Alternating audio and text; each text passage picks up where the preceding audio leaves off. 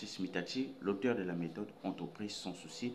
J'accompagne les entreprises sur le plan juridique et fiscal. J'accompagne aussi les personnes dans l'acquisition de l'achat de leurs terres et terrains, tout en vérifiant la documentation juridique. J'accompagne aussi les personnes dans l'immatriculation de leurs terres et terrains, tout en vérifiant la documentation juridique. Ceux qui veulent protéger leurs personnes, nous sommes là pour vous accompagner jusqu'à la délivrance des titres fonciers. Ceux qui veulent s'abonner à notre chaîne, n'oubliez pas que le bouton se trouve en bas de cette vidéo. Dans cette vidéo, nous allons voir quelles sont les indemnités en cas d'un licenciement économique. Alors, les indemnités en cas d'un licenciement économique dépendent de plusieurs facteurs, notamment de la taille de l'entreprise, de l'ancienneté du salarié et de la convention collective applicable.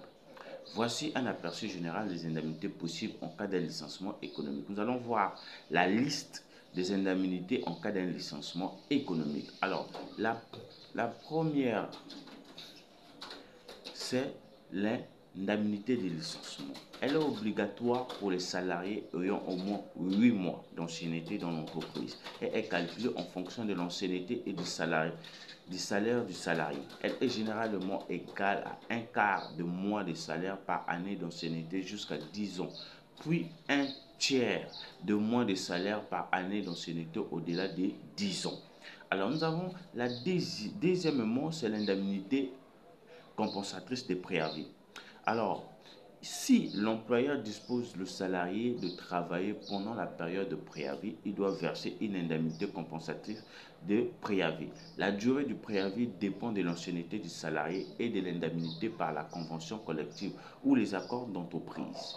Nous avons, si le préavis n'est pas effectué, le salarié a droit à une indemnité équivalente au salaire qu'il aurait perçu pendant cette période-là. Alors, troisièmement, nous avons l'indemnité légale des licenciements. Il s'agit d'une indemnité minimale prévue par la loi en cas d'un licenciement économique. Nous avons son montant est déterminé en fonction de l'ancienneté du salarié et de sa rémunération. Elle est généralement inférieure à l'indemnité de licenciement calculée selon les règles de l'entreprise. Quatrièmement, nous avons l'indemnité supralégale de licenciement. Certaines conventions collectives ou accords d'entreprise prévoient des indemnités de licenciement supérieures à celles prévues par la loi. Le montant de cette indemnité peut varier en fonction des dispositions spécifiques de chaque accord. Cinquièmement, nous avons l'indemnité des reclassements. Dans le cadre d'un licenciement économique, l'employeur peut être tenu de proposer des mesures de reclassement aux salariés, telles que les formations ou des offres d'emploi dans d'autres entités du groupe. Si le salarié refuse ces mesures de reclassement sans motif valable, il peut perdre tout ou partie des indemnités de licenciement.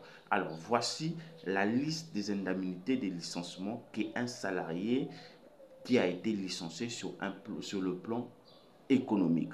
Alors, si vous voulez savoir plus, posez-moi des questions dans la description de cette vidéo ou soit, si vous voulez de notre accompagnement, nous pouvons vous accompagner jusqu'à du licenciement, jusqu'à conseiller l'entreprise à indemniser ses salariés. Alors, si vous voulez de notre formation, cliquez dans la description de cette vidéo, vous allez retrouver notre formation sur comment licencier un salarié sur un CDI.